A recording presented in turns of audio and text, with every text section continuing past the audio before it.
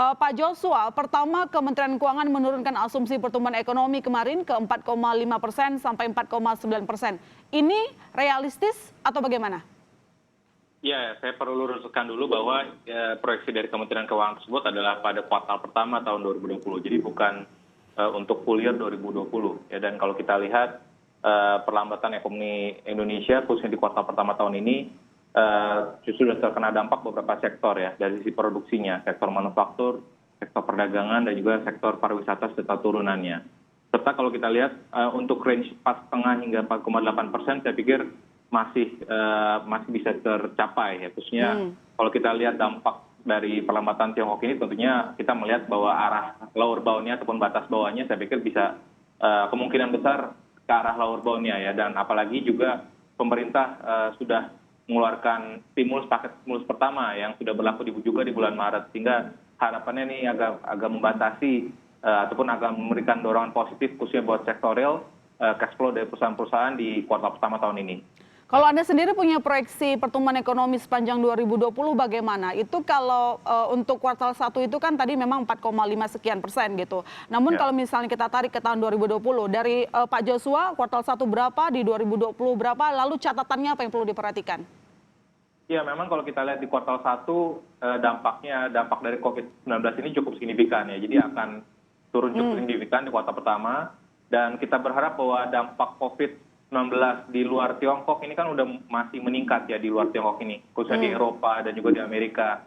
Sehingga makanya dampaknya saya pikir masih akan tetap terasa di kuartal kedua, sekalipun memang ada faktor seasonal dari Idul Fitri dan juga Ramadan gitu. Sehingga untuk kuartal kedua pun juga saya pikir masih berada di kisaran 4,5, 4,8, sehingga untuk full year-nya sendiri saya pikir masih berada di kisaran 4,7 hingga 4,8 ya. Itu saya pikir semester kedua kita harapkan sudah berakhir COVID-19, dan dampak dari perlambatan ekonomi global pun juga sudah mulai kita rebound ya. Karena dari sisi stimulusnya juga kita mendengar bahwa paket stimulus ketiga pun juga akan segera dikeluarkan oleh pemerintah, yang kita harapkan ini akan mempercepat recovery dari perekonomian kita khususnya di semester kedua tahun ini.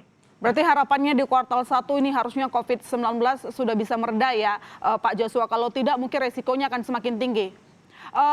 Pak Joshua, ini kalau kita lihat kan kurs rupiah sudah di atas 15.200 per dolar Amerika Serikat. Nah, apa kira-kira pengaruhnya ke APBN kita nanti? Ya, memang kalau kita lihat dari sensitivitas nilai tukar rupiah terhadap APBN 2020 ini, kita lihat bahwa dengan pelemahan 100 rupiah per dolar tentunya akan berdampak pada penerimaan ya. Dari sisi penerimaan tentunya penerimaan migas dan juga PPh non migas juga, khususnya PPh migas dan PNBP ini cenderung meningkat. Tapi di sisi lainnya belanja untuk pembayaran bunga utang juga cenderung akan meningkat juga. Jadi memang net-netnya masih akan terjadi tambahan surplus ya. Kalau setiap 100 rupiah per dolar itu sekitar 0,5 hingga 0,9 triliun. Tapi kalau kita lihat di sisi lainnya ada asumsi juga yang ada sedikit perbedaan. Seperti misalkan harga ICP. ICP di asumsi pemerintah kan sekitar $60 per barel. Sedangkan saat ini sudah di bulan Februari ICP masih sekitar 50. Tapi kemungkinan di bulan Maret ini kembali turun lagi karena harga minyak dunia sekarang sudah di kisaran $20 per barel gitu. Jadi tentunya kalau harga minyak dunia ini turun, tentunya akan berdampak juga pada sisi penerimaan, sehingga dampaknya saya pikir akan saling menutupi gitu. Sehingga tentunya kita melihat, tapi memang tentu bahwa dengan pelemahan nilai tukar rupiah ini akan sedikit mengganggu ya, khususnya buat kegiatan produksi, mengingat sebagian besar pelaku industri ini kan kita masih mengandalkan impor, sehingga pada saat nilai tukar rupiah melemah tentunya ongkos untuk produksi cenderung agak sedikit lebih meningkat ya, karena harga impor juga meningkat juga. Pak Joshua, ini singkat saja, dengan penurunan harga minyak tadi katanya bisa menutupi satu sama lain begitu. Apakah ini kesempatan juga untuk pemerintah memberikan stimulus ke masyarakat, turunkan tarif listrik atau mungkin BBM?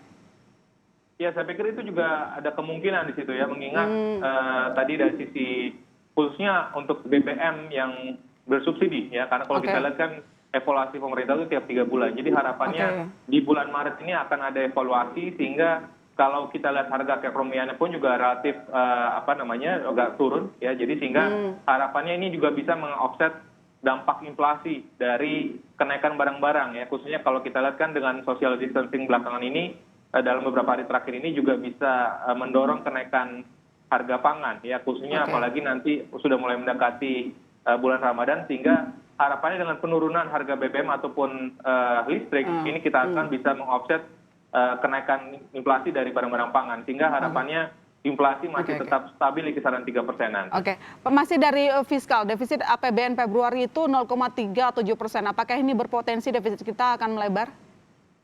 Ya, kalau kita melihat realisasi sampai dengan Februari, ini masih dipengaruhi oleh belanja yang masih bertumbuh ya. Sedangkan kalau kita dari sisi pendapatan penerimaan negara sudah mulai melambat ya, khusus dari sisi penerimaan pajak relatif karena sektor ekonomi juga melambat aktivitasnya, sehingga penerimaan pajak pun juga menurun cukup signifikan dibandingkan periode yang sama tahun sebelumnya.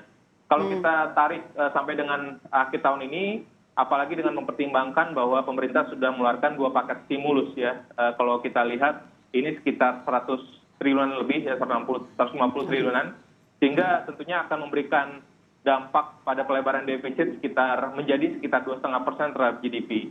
Namun kita masih kita telusuri juga ataupun masih kita pantau juga apakah nanti paket stimulus ketiga ini akan bisa tambahan defisit lagi buat anggaran kita ya. Tapi kalau kita lihat kemarin di dalam skenario-nya ini mungkin akan ada shifting ya dari belanja modal pemerintah yang mungkin tidak terserap akan dialokasikan untuk paket stimulus yang ketiga ini ataupun stimulus kebijakan lainnya, khususnya di sektor kesehatannya, seperti itu. Akan ada rapat Dewan Gubernur kalau dari sektor moneter. Apakah Bank Indonesia memiliki kesempatan turunkan suku bunga atau mungkin jangan terlalu agresif mengikuti bank sentral lainnya di dunia? Ya, kalau kita lihat dalam bulan terakhir ini Bank Sentral Amerika sudah menurunkan 1,5% ya, cukup signifikan, dan ini sudah di luar schedule awal gitu ya. Dan kalau kita lihat sejarahnya di perekonomian Amerika, pada saat The Fed sudah mulai menurunkan di luar schedule awalnya, ini memang ada tanda-tanda resesi di perekonomian Amerika. Sehingga makanya responnya agak cukup agresif, termasuk juga stimulus fiskal yang dikeluarkan oleh pemerintah Amerika, yaitu Donald Trump. Dan dampak dari penurunan yang cukup signifikan di The Fed tersebut juga direspon juga oleh beberapa bank sentral global lainnya, seperti Bank Sentral Inggris, Bank Sentral Korea, dan juga New Zealand, dan terakhir Bank Sentral Tiongkok. Jadi kalau kita lihat sekarang spread policy rate antara Indonesia dengan Amerika tentunya cukup besar, sehingga ini memberikan ruang untuk penurunan suku bunga di dalam jangka pendek ini. Saya pikir dengan mempertimbangkan hal itu, karena spreadnya juga cukup baik, cukup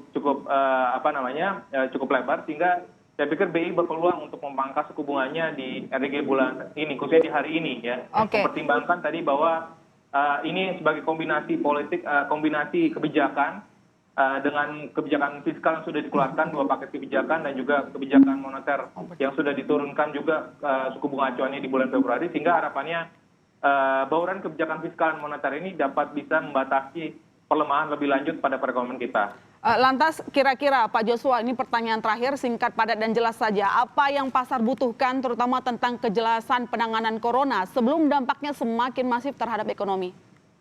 Ya, saya pikir dari paket stimulus 1 dan kedua ini belum kelihatan jelas ya bahwa ada alokasi khusus untuk penanganan COVID-19 ini. Khususnya bisa memberikan anggaran untuk masyarakat untuk melakukan tes dini ya secara mandiri ke rumah sakit ya. Karena di sisi lainnya juga dari sisi sarana prasarana rumah sakit pun juga masih belum memadai. Sehingga makanya itu yang saya pikir membuat market juga cukup concern bahwa respon dari pemerintah harus cepat, dan koordinasi antara pemerintah pusat dan daerah pun juga mestinya jangan sampai lebih sinkron ya, sehingga tidak terjadi penambahan yang lebih signifikan lagi seperti yang terjadi di Iran dan juga di Italia dan Eropa lainnya. Sehingga kalau ada respon-respon yang cukup cepat dan untuk membatasi tadi pertumbuhan kasus baru lagi, saya pikir responnya dari pasar pun juga akan lebih positif ya. Ditambah lagi juga dengan kebijakan stimulus yang akan segera dikeluarkan juga oleh pemerintah dalam waktu dekat ini. Oke, baik. Terima kasih Pak Joshua Pardede. Respon cepat dan tepat tengah dinanti oleh pasar. Terima kasih sekali lagi.